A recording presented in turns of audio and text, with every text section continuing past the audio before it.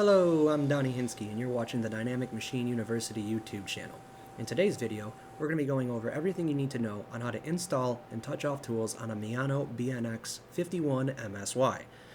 If you already know some stuff about this, here are some timestamps so you can skip ahead. Let's get started.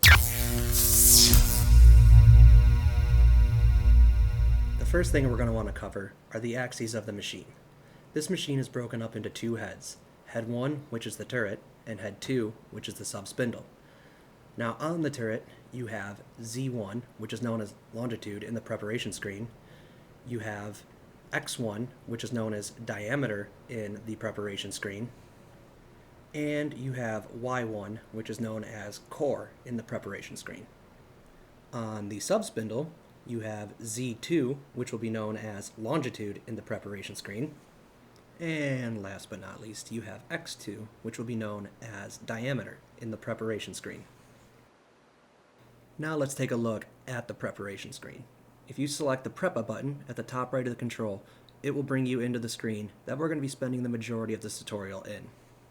To navigate this screen, you have the menu select button on the bottom right that will take you through the different menus, and you have the arrow key on the right, which will take you up and down between the two rows. Now let's add our first holder to the machine. Simply arrow key up to the station you want, select Holder Set, and this will bring you into the menu that lets you pick whatever type of holder you want to add to the turret. We're looking for the double turn holder, and you'll notice that there's two double turn holders. You have one for a left and right-handed tool, and you have one for both right-handed tools. We're using the right-handed tool one, so let's select it. It'll ask you, enter data will be set. Are you sure? Simply select yes if this is the holder you want. Now we need to pick the offset for the holder we just selected. Hit offset number and it will display the available offsets in the machine. I'm going to choose 1 for head 1. You'll notice here it displays what spindle the offset's going to be correlated with. And to pick an offset for head 2, typically I like to start at 40 or higher. So for tool 1 on head 2, I'll do tool 1 offset 41. Hit input and your offsets will be in. Now that we've got the holder in the control, let's select a station so we can install the tool onto the turret. To do this, go up to the station you want and hit tool select and hold cycle start. While you're holding start, the turret should go back and index to the station that you want. Once it's locked in, you'll see it say Tool Selection Complete on the bottom of the screen. Now, to make things easier, let's bring the turret closer to us so we can work on it. Let's find the jog menu and select it. You will see inside the jog menu, you have different groups of axes you can jog at the same time. Let's select the turret group of axes and move X towards us by holding the X minus key. If the numbers aren't moving quick enough, you can simply turn the handle up and hold X down, and this will bring the turret closer to you quicker. With the turret in place, let's install the holder we selected earlier in the preparation screen, and then tighten down all 4 of the bolts so it stays in place. Once we get the holder tightened down, we're going to want to turn on the main spindle so we can take a test cut with the insert to see where it measures. To do this, you're going to need to go to the rotary number menu and select which spindle and which RPM you want to test cut at. To change the RPM, simply type in whatever number you want and press input. This will select the RPM that you want. With your desired RPM typed in, go to the part of the control where you can select which spindle you want to use and select spindle 1. Press start to start the selected spindle. Press stop to stop the spindle. And if you want to go the opposite direction, you can hit reverse and then press start. There's also an inching button that will let you slowly rotate the spindle at 50 RPM. So let's go back into preparation and turn on our spindle at about 1000 RPM. Then we're going to go into handle mode and we are going to move Y up about 20 thousandths. After that, we're going to want to bring in Z slowly at 1 thousandths per graduation to make sure we don't chip out our tool when we touch the face of the material. Once you see a chip, go back into the handle screen, go to X, and move it up to get the tool off the spindle. Now, go back to the handle menu, go down to Z, and move it in 5 graduations on the hand wheel at about 1/1000th per graduation. Go back into X and jog it down until you see that you've completely faced off the material. Because we moved Y up 20/1000ths, you should definitely see a little bit of a nipple at the end of the part. You're going to want to bring Y down to get rid of this. So go back into the handle screen and go down to Y and move it down an amount that makes sense to you. To me, it looked like this was a little over 10/1000ths. Then turn your spindle back on and face off again to see if you clean it up. I actually got lucky here, and on the first try I got rid of the nipple. So now I need to input this information by going back into the preparation screen, going over to core. Now you'll see a measure set and a man set button came up when I went over to core. You want to use measure set to input offset geometry. So go to core and hit 0 because we're on center, input, and that will input the offset. Next, we're going to need to take a skim cut on the diameter of the material to measure X. So let's turn our spindle back on and go into handle mode and move X up because we only need to take a skim cut here. Once I got X to a good position, I went to Z and slowly took a cut. Now, you do not need to take a cut this big whatsoever, but it's what I did, so we're going to roll with it for the video. Once you're done with the cut, jog Z far enough back and stop the spindle so you can put your hand in the machine and measure the cut you just took.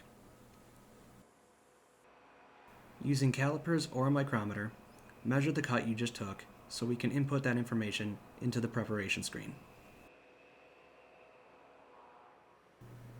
To input this information, let's go back to the preparation screen on diameter for H1, which is for spindle 1, hit measure set, and input the geometry we got off the part. Once you hit input, you should see the number change. Now, so you can see better, I'm going to bring the material back into the spindle so we can touch off the Z-axis.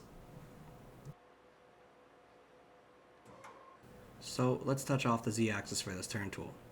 You're going to want to jog the tool towards the spindle and purposely go too far for the block you're using. You never want to jog towards the block, because if you do and you accidentally hit it too hard, you'll chip out your tool. So going back, go until your block slips through. You'll see here, I go back 1 increment and then drop the increment amount and then start going back again.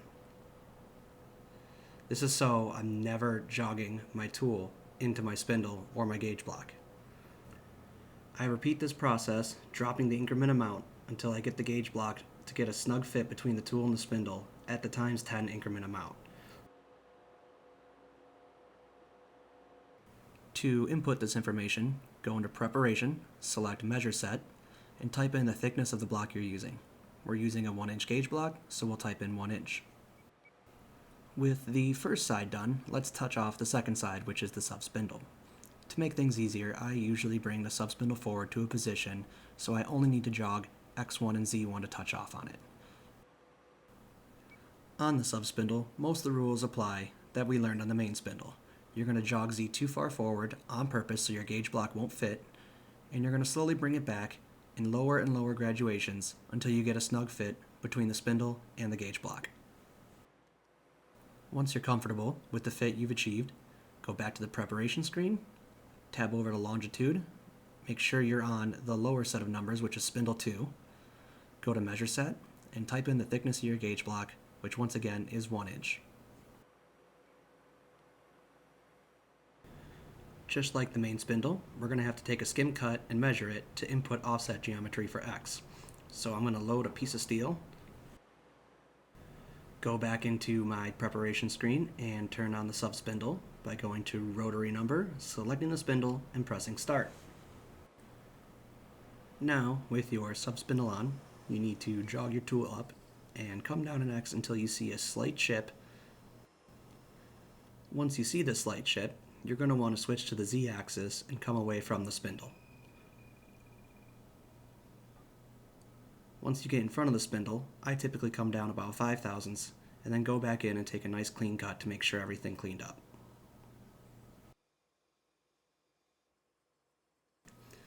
Then, just like the main spindle, we're going to jog away, take a measurement so we can input some data for our offset geometry. Here we got 1.4905. With that information, let's go back to the prep screen, in diameter, hit measure set, and type in 1.4905. Once you press input, the offset geometry will be in the machine. So let's input our second holder into the machine. For this holder, we're going to be using a drill holder. So you're going to want to go to holder set and find the drill holder that you have put into the machine, which for me is this guy right here. Now you will notice that we have 4 possible places to put our offsets in, and that's because you can have the tools facing either the main or the sub-spindle. And here we have both of them facing the main spindle, so we're going to be using H1 and H2. So the way I usually do this is for H1 I will put in offset 2, so it's tool 2, O2 in my program, and then for the second tool on the same holder I will use offset number 22 if it's available. You wouldn't want to use number 12 because there's a station 12 on the turret. So a good rule of thumb for this is that I go 20 numbers higher than the tool station number when I'm putting a second offset on the same tool. Next, we're going to want to insert an indicator into the main spindle so we can sweep one of the pockets in to make sure our tool is perfectly on center. Now, typically if you pick a drill holder on this machine and put 0 and core in diameter, it should be close enough, but let's get this perfect. Go back to the preparation screen, go to tool 2 in diameter and hit man set. Man set will actually bring the tool up to center so you can indicate it in. So all you have to do here is hit cycle start. This will bring the turret forward and on center in X and Y so you can start indicating. Once in position, you can escape out of the man set menu, go into the handle menu, and jog Z in so you can touch your indicator. I'm not going to go too in detail here on how to indicate something in. There are plenty of other tutorials on YouTube if you want to learn more about that. But in a nutshell, what I will say is you are spinning the spindle inside of a holder to locate X and Y center line so your drill will cut properly. You will know you're on center when you spin the spindle and the indicator doesn't move. Once you get this reading in, you're going to want to input the information by going to measure set in both diameter and core and hitting 0. So we'll do diameter first, hit 0, and then type in input, go up to core, type in 0, then input, and you'll see that the holder pretty much is almost always going to be close enough, which is why sometimes I just put 0 in both core and diameter when getting started. So now that we have that indicated in, let's take out our indicator and put in our drill that we're going to be using on our job.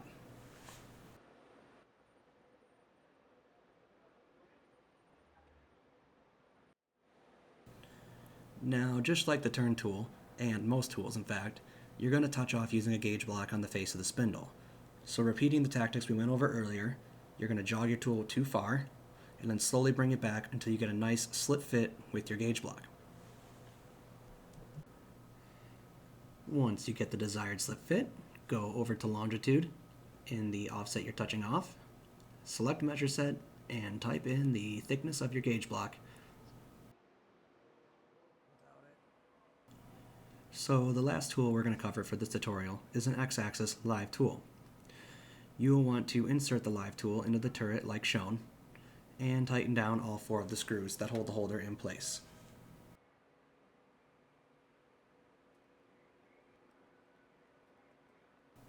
The thing that I find important to cover here is that once you get all 4 of the primary screws tightened down, you go back in and snug up these 2 jack screws. These jack screws are how you take the holder out, and if you don't go in and snug them up, you just may lose them during operation. So with our holder in place, let's jog the turret up so we can touch off the tool in X for this X-axis drill holder. You will want to jog the turret about 1 millimeter away from the outside diameter of your material, and then, slowly jogging X down, you're going to want to move a piece of paper back and forth in between the drill and the material until you feel the piece of paper catch and hold itself in place. Again, you're going to want to go very slowly in X while you do this. Once you're touching the outside diameter of the material, you're going to want to input this information by going into Measure Set and typing in the material diameter you're touching on and pressing Input. Once you've got your setting in, typically I'll bring the turret away from the material so it's not just sitting there. I'll go into Jog and I'll bring X positive away from the material. Well, that about wraps it up for the tutorial on a Miyano BNX-51 MSY. I hope you found the video helpful. If you did, drop a like down below and subscribe for more tutorials on different machines coming in the future. If you have any ideas for what we should do next, please leave it in the comments below. Thank you for watching Dynamic Machine University, and I hope you have a good day.